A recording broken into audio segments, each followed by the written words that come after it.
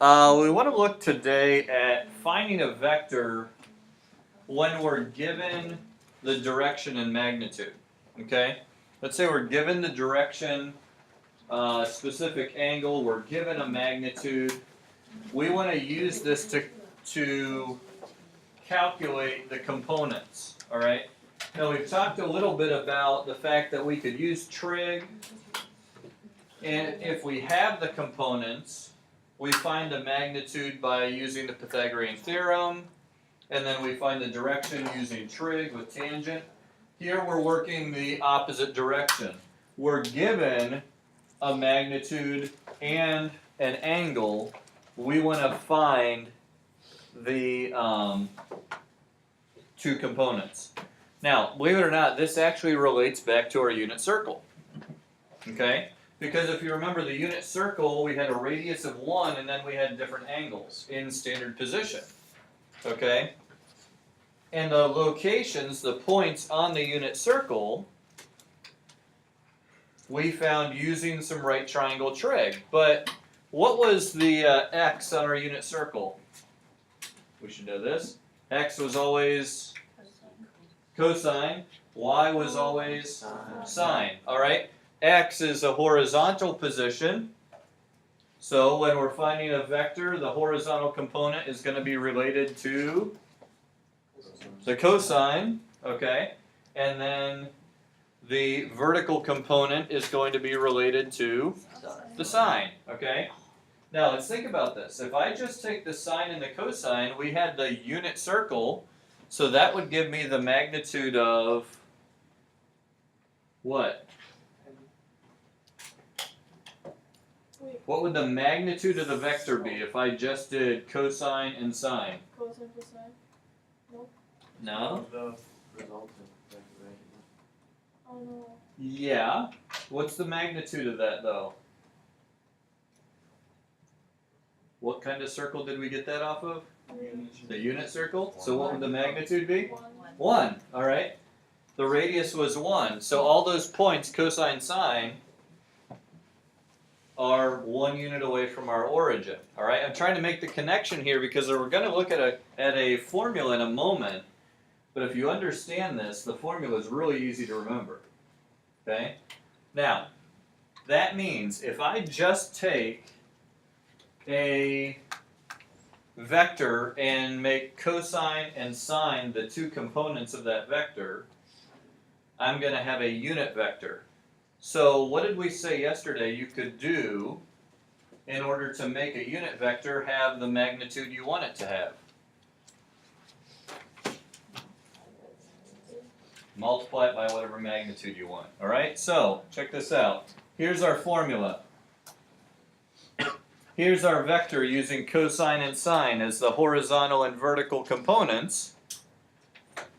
And then I multiply that by vector v. Okay? So, in this formula, if x is your direction angle of the vector that you want, and we have the magnitude given to us, then, using the unit circle, this relates to that cosine and sine we were just talking about, this is a unit vector for the direction angle. Then we multiply it by the magnitude we want. Okay? So, again, it's a direct application of unit circle here.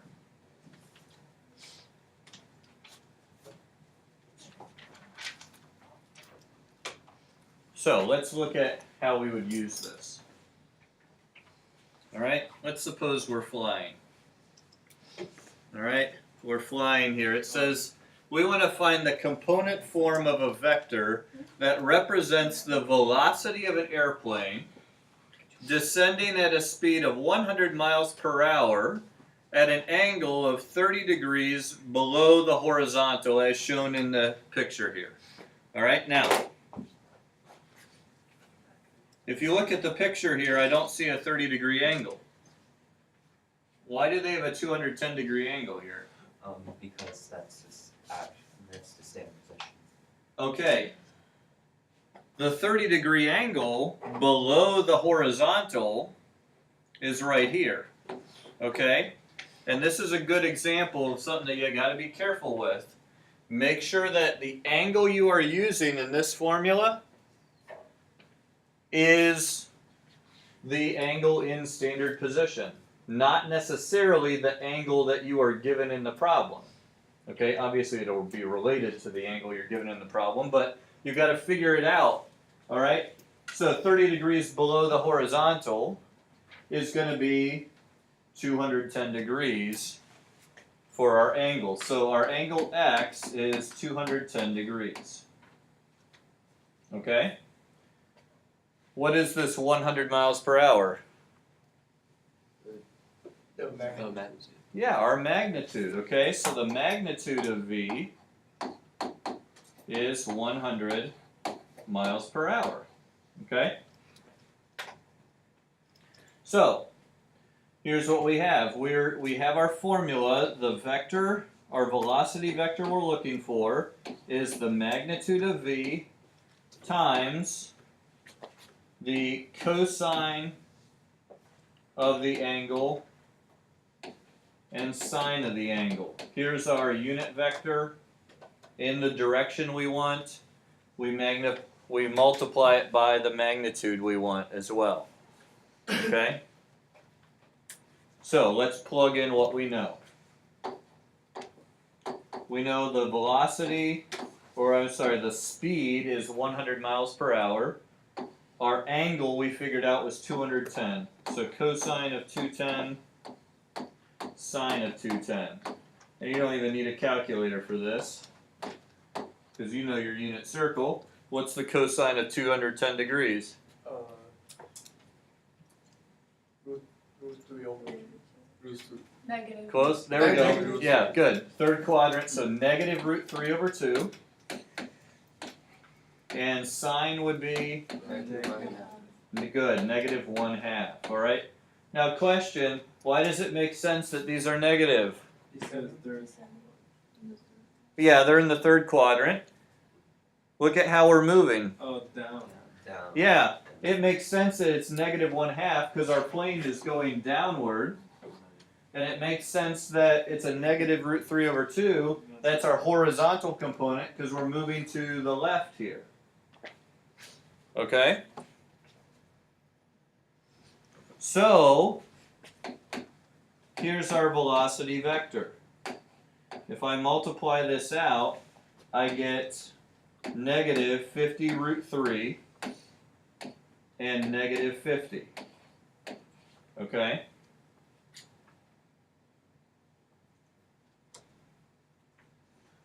So what does that really tell us? Why do we care?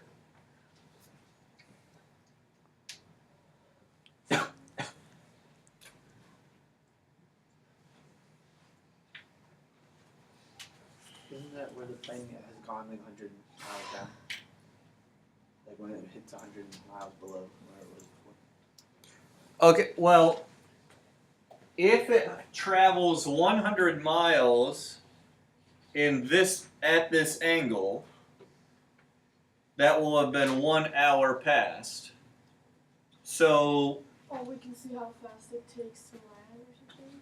okay, so putting this together, it'll tell us how far down we've gone and how far over we've gone, okay? So, if I fly for an hour at this angle and haven't hit the ground yet, I will have traveled how far down? Times 1. Minus 50. 50, okay? And I'll have traveled however far this is over to the left, okay? In other words, this right here gives us our velocity moving to the left, okay? We're going 50 root 3 miles per hour to the left, okay? I'm interpreting that negative as a direction here, okay? And here I'm going 50 miles per hour down towards the ground. Now, question. Given this, would it be safe to land when I'm traveling at a 210 degree angle? Probably not. Why not? You're descending too quickly. Okay, how fast am I going to hit the ground? 50. I'm going to hit the ground with a speed of 50 miles per hour. Okay? That's why planes don't land going at 30 degrees. Okay? If you hit the ground going 50 miles an hour downward, you know, your landing gear is going to crumble, all right? And you're going to be in trouble. This is why planes, if I remember correctly, planes typically will make an approach at about 6 degrees because they want to minimize how much of that velocity is pushing them down, okay? And you can tell if you've ever been on a plane that's landed a little hard, they either didn't slow down quite enough or maybe their angle was just a little too high. Okay? Now, if you're a fighter pilot someday, I think fighter pilots landing on an aircraft carrier, because they have to land and stop fast, I think they go at about 18 degrees, which that's not 18 degrees. But anyways, they're hitting the deck a lot harder.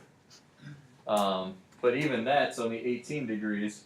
30 degrees, you're going to be in real trouble. Okay? So, but one thing that this can be applied to, even though, you know, let's suppose that for some reason they were descending like this and it was going to be safe somehow. Let's say that we started 3 miles up. What could I now figure out 3 miles up from where? from the ground? Oh. How far horizontally? I can figure out how far horizontally I'm going to travel before I land, right? Before I touch down. Okay? So, I could, you know, if we extend this out, how far is this going to be? What's this distance going to be? Okay? Now, what would I have to figure out to do this? Yeah. Oh. We know the angle. Tangent. What? Well, you have to find the hypotenuse of the triangle. Just use tangent. You can find that angle right there. Or no, sorry, just the D. Yeah. Find the angle. Well, we know this angle here is going to be what? 30. If we continue on the path that we're traveling on, okay, Oh, 30, 69. we have 30. All right. So the distance here would be 6. the hypotenuse will be 6. This one will be 3 root 3, right? 3 root 3. Which is about, root 3 is about 1.7, so this would be about 5.1 miles. Okay?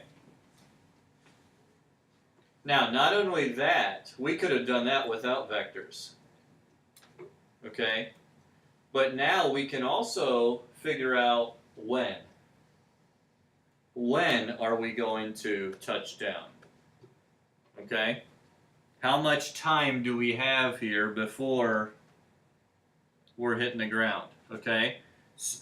How would we figure that out though?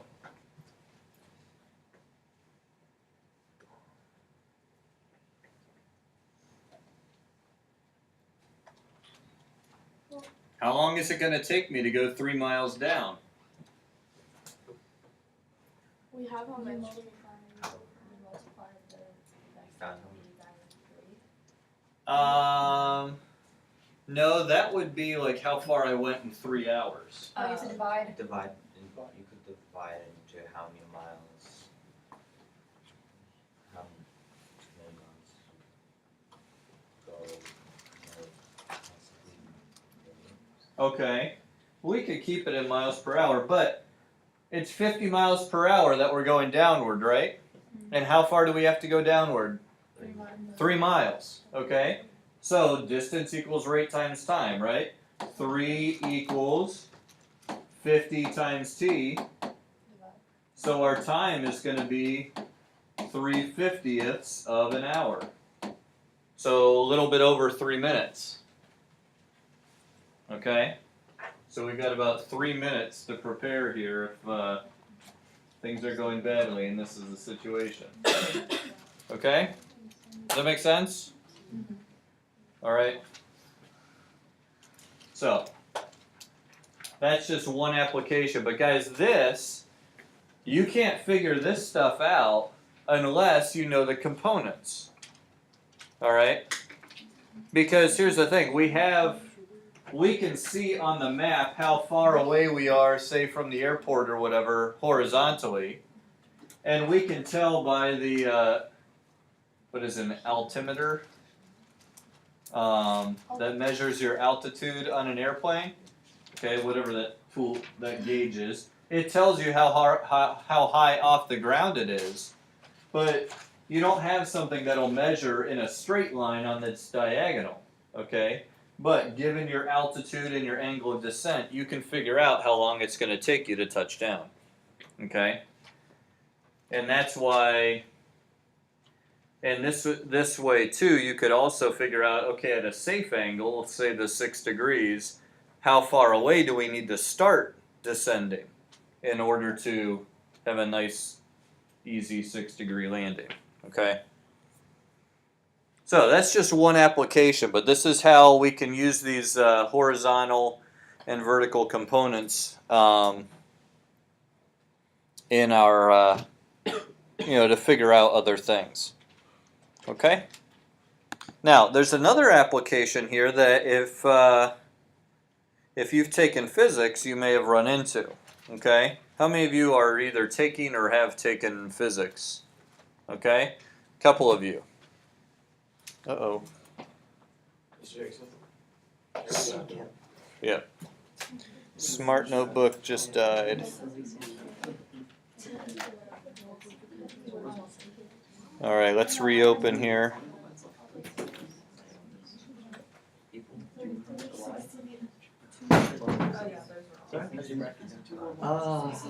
It's okay.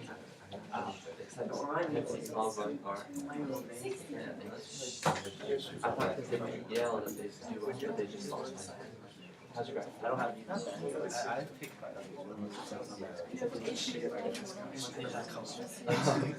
I looked just like that. You have to take my side of your thing.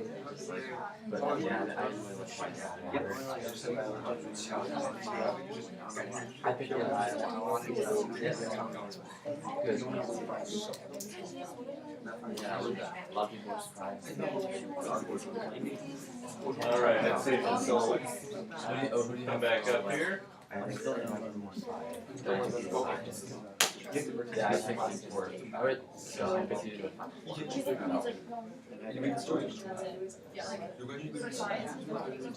yeah. All right. Oh, really?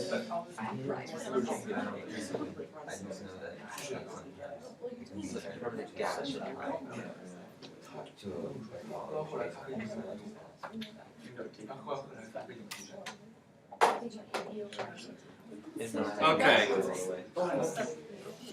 Here we go. We can I want to get the formula that I can't stop. Yeah, exactly. What? I want to get that formula at the top.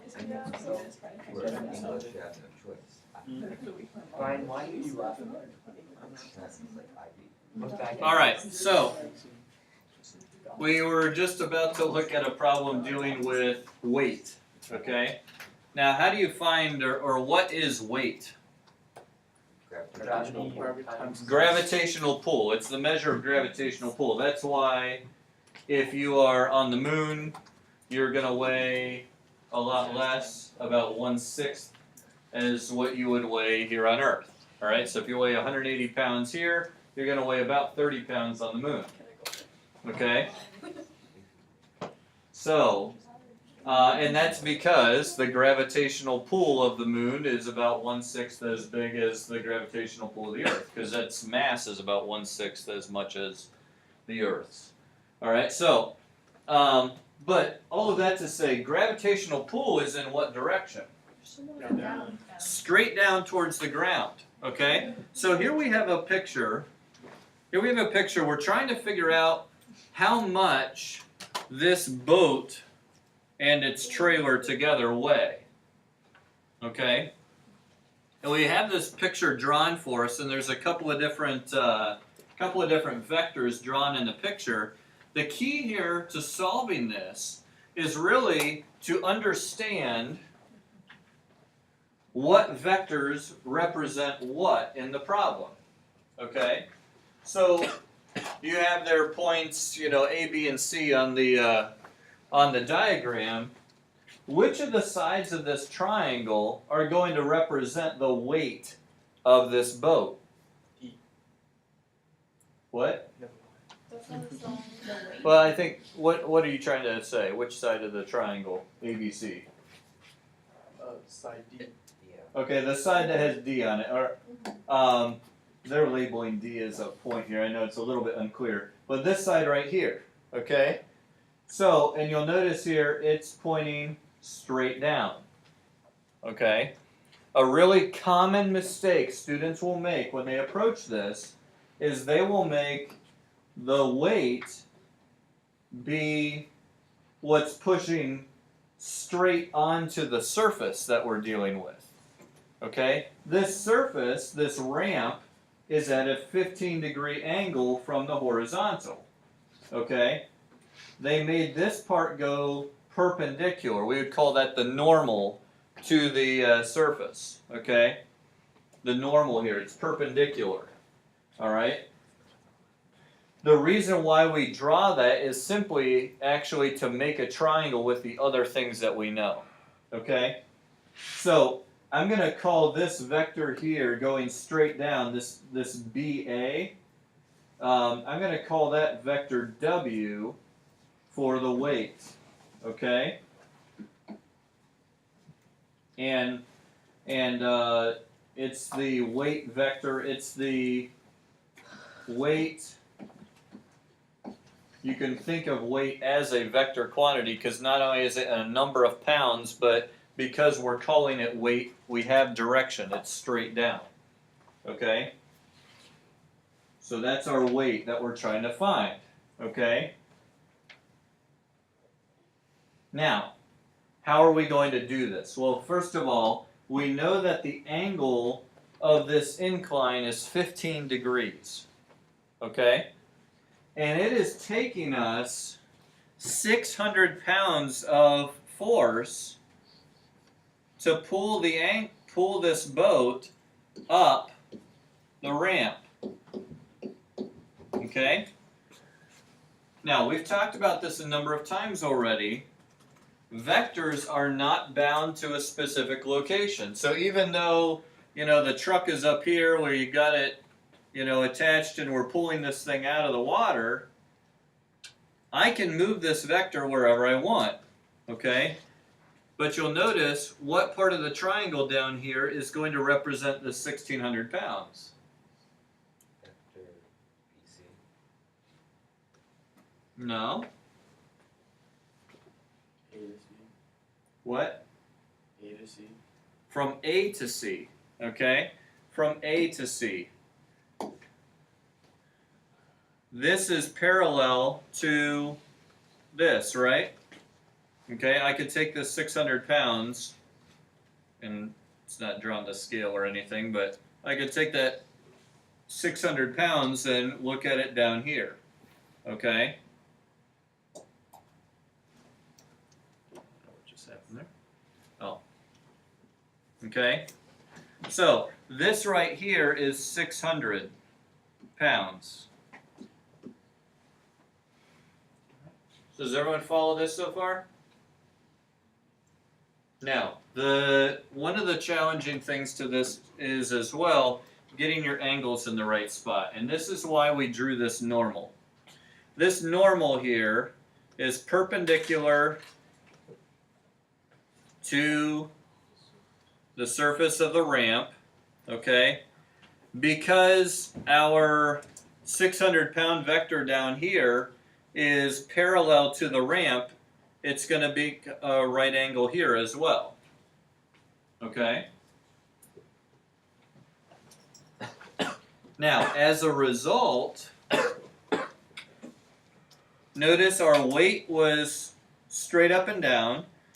This WD part right here is horizontal, so I've got a right angle here as well.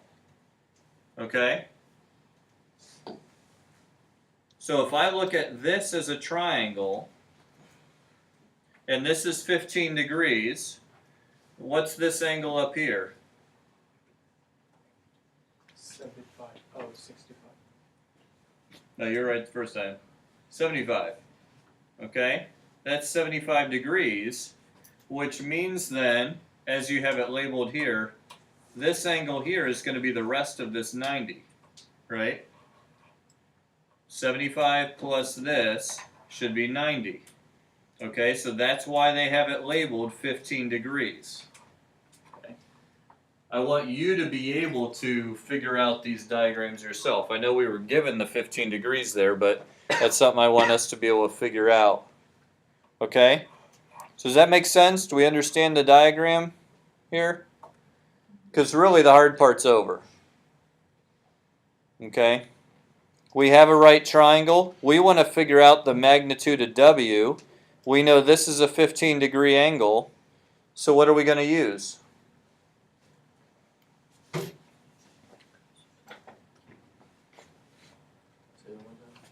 We want to figure out the magnitude of W. We know the 15-degree angle here. We know this is 600. We know we have a right triangle. So what are we going to use? Oh, cosine. Wait, what did you say? Sine of. And what's that going to equal? 600 times. No, 600 over. Whatever you want. Okay. 600 over the weight. Sine of 15 degrees is 1600 over the weight. It's just right triangle trig here, guys. Just right triangle trig. If it helps you to redraw the triangle, go ahead and do that. This is 600. Here's our angle. This is that magnitude of W that we're looking for, and this is the 15-degree angle. Okay? You guys know how to solve that. It's a right triangle trig, so katoa. So now we solve the magnitude of W, our weight, is 600 divided by whatever the sine of 15 degrees is. And what do you get for that?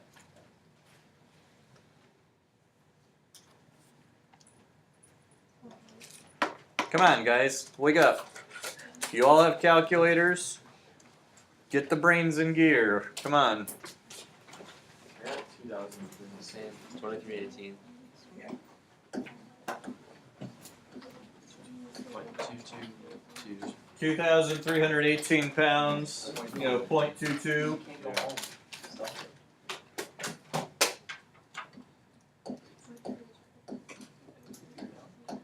Does that make sense? You think a boat is a little more than a ton with the trailer? Alright? Especially that size of a boat, that's not huge, but okay. Yeah, that makes sense. And it's a pretty shallow angle, that's why it only took 600 pounds of force to pull it up the ramp. Okay? Now, notice here this other vector that we didn't look at, BC. That's actually the part of the weight of the boat that the ramp actually has to be able to hold. That's how much pressure is being put on the ramp itself. Okay? If we figured out this third side, that would tell us whatever the weight was.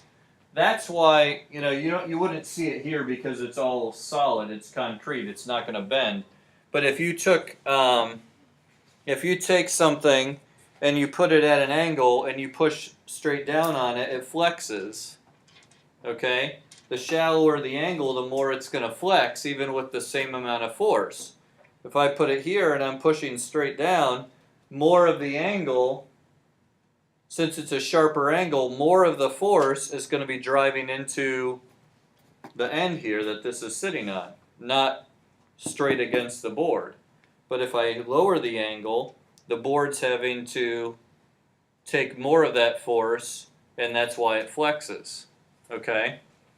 If I put it perfectly horizontal and I push on it, then all of the force is going right into the board. Okay? So, if you need to break something, make sure you're pushing straight against it, not at an angle. Okay? That way it'll flex more. And all of the force that you're putting into it will go towards bending it. Okay? So, alright, now, another thing we're going to look at, and we're going to address this more on Monday, but is combinations of vectors. Here, we have an airplane traveling, but other factors can impact which direction the airplane is going to go. Okay? Not just where you're aiming, but also if you get a crosswind. Alright? You probably, I doubt any of you have flown a plane, but you might have sailed a little boat. Okay? Or you swam across a stream or something like that. If you're trying to swim across a river and the water is flowing this direction while you're trying to swim this direction, you're not going to go straight across. Even if you're facing that point over there, okay, the river, the water is going to push you this way. You have a combination of vectors, okay? So you might be aiming here, but if the water is pushing you here, guess where you're going to go? You're going to go down this way, okay? So your result is going to be that, okay? Now, what do you think we're going to use to figure out results of multiple vectors?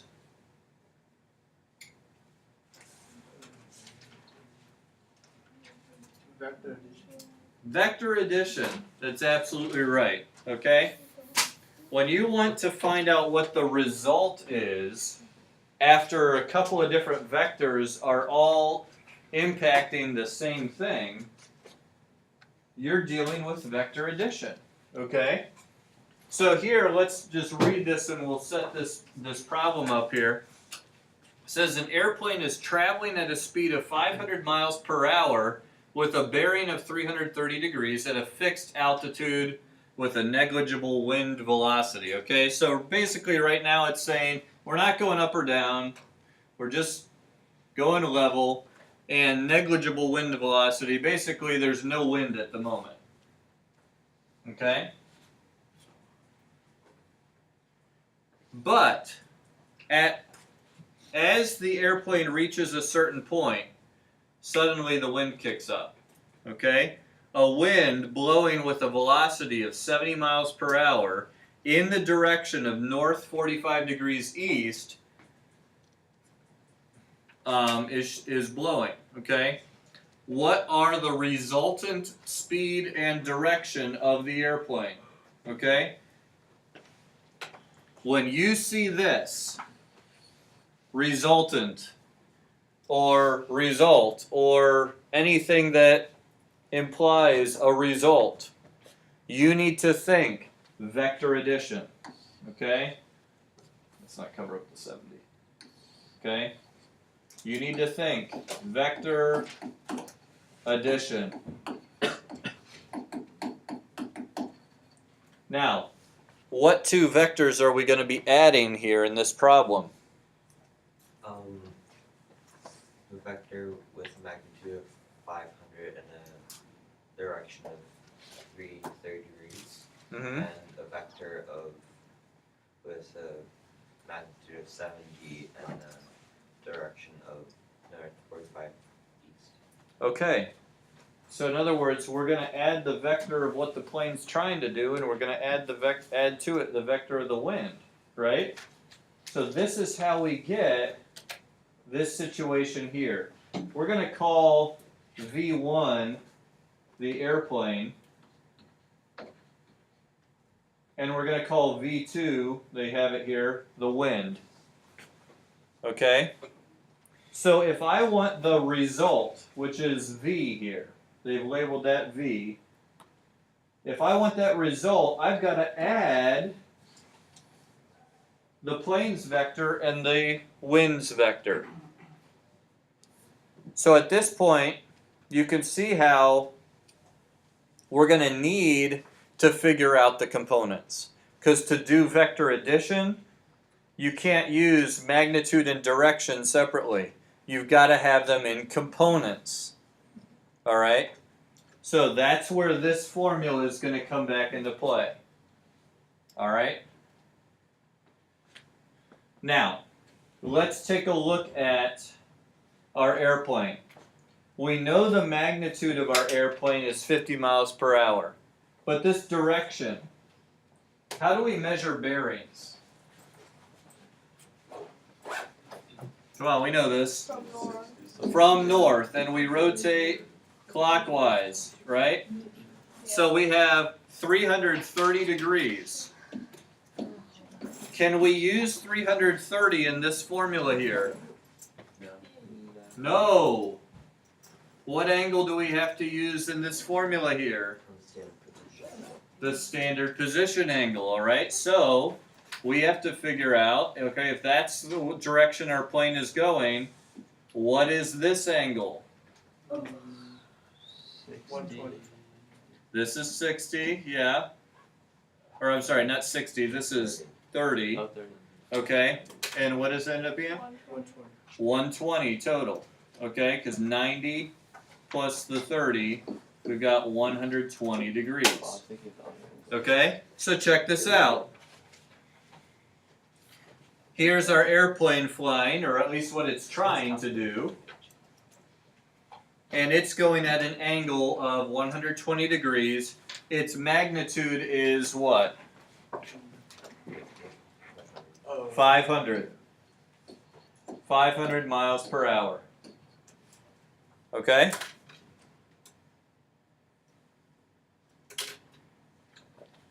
Now, let's find what V1 is.